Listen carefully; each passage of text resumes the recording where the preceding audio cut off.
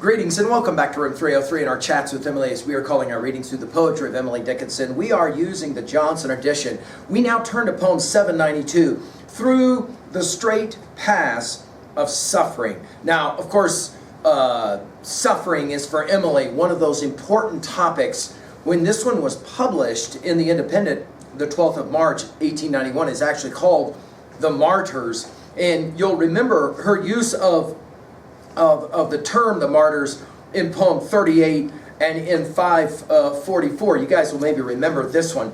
The martyr poets did not tell, but wrought their pang in syllable, that when their immortal name be numb, their mortal fate encourage some. The martyr painters never spoke, bequeathing rather to their work, that when their conscious fingers cease, some seek in art the art of peace. And we're going to get this idea of not speaking about suffering, or in the next poem it will be grief, and the idea of living with pain and living with suffering, if you will, the theodicy. Our assumption is that you've been following our stuff at learnstrong.net. Down that left-hand side, Chats with Emily is our playlist. I'm hopeful that you've worked through our set of introductory comments where we talk about our big five. What does this text say about epistemology, what you can know, ontology, who you are, psychology, the study of the individual mind, sociology, the study of the collective mind, and then it's that last one, theodicy. Why must there be pain and suffering in the world? And again, Emily's argument is that pain and suffering is propedeutic. Don't ask why it happened to me, but rather why it happened for me. And that's most of the time the argument that she'll make.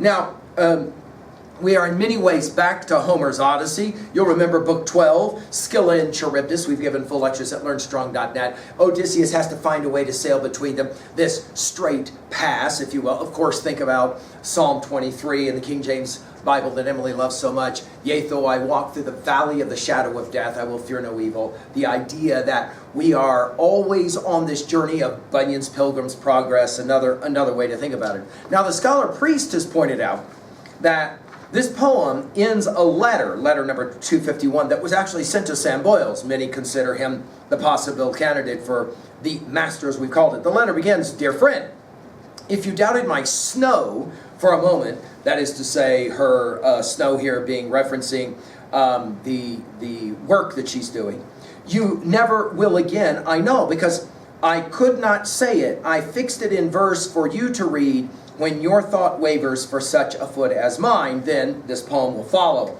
Boyles had been concerned with Emily doubting her snow and not at all sure that she is able to pass safely through her current suffering. Now, in this poem, Priest goes on to say that Emily reassures Boyles by describing those martyrs of history who pass safely through suffering and implying that she too has done so. She and they have steady trod through suffering. Steady, by the way, is a variant for even in line 2, with convulsions playing around them as harmlessly as a meter around the bonded constituents of a planet. With faith in God and everlasting loyalty to Him, they have marched towards Him as undeviatingly as the needle of the compass seeks north. Priest continues, in poem 709, we studied together, her snow was her personal integrity in choosing not to publish her poems. Boyles may have doubted her ability to abide by that decision. She reassures him that she has passed through any disappointment caused by this decision by keeping her eyes fixed on God and faithfully using the poetic gift which He's given her. But at the end of poem 275, her snow refers to the chastity which she is keeping intact for Boyles. So alternatively, she may be reassuring him that she, like the martyrs, will be able to pass safely through the suffering of celibacy and be his bride in heaven with the convulsions of sexual passion playing harmlessly around her. Now that's Priest's view of it. Let's take a look and see how you read it. Through the straight pass of suffering the martyrs even trod, their feet upon temptation, their faces upon God. A stately, shriven company, convulsion playing round, harmless as streaks of meteor upon a planet's bound. Their faith, the everlasting troth, their expectation fair, the needle to the north decree, wades so through polar air. Now, this does seem to have that tone of defiance and or assurance that sometimes Emily's poems have had. Notice, it's straight through the straight paths of suffering. And you'll remember her discussion of suffering from poem 405. The martyrs even trod. And she only uses martyrs here and then in 544, as we read in 38, poem 38. Even is the key word here. You'll remember 126, even feet. Go back and look at that one. Again, the idea for the variant here is steady, even. In other words, what made martyrs? By the way, notice martyrs, not saints, when scholars pointed this out. Notice martyrs, not saints. In other words, they are saints who demonstrate their capacity, willingness to survive suffering and die even with suffering. Their feet upon temptation, it of course reads very much, notice temptation capitalized, reads very much like Bunyan's Pilgrim's Progress. Their faces upon God. Now, some have read this as Emily is suggesting that her faith, as she will reference it a few minutes later, is on God, and therefore we're not talking about her faith in her writing, we're talking about her faith in God. I'll leave it to you to decide. A stately, notice all the dashes here.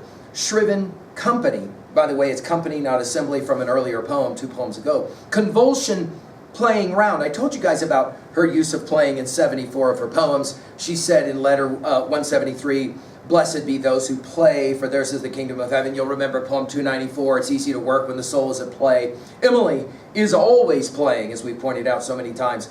She says, if you have this level of a stately, shriven company and a dedication, she says, it's harmless as streaks of meteors upon a planet spawn. In other words, just no worry of any kind.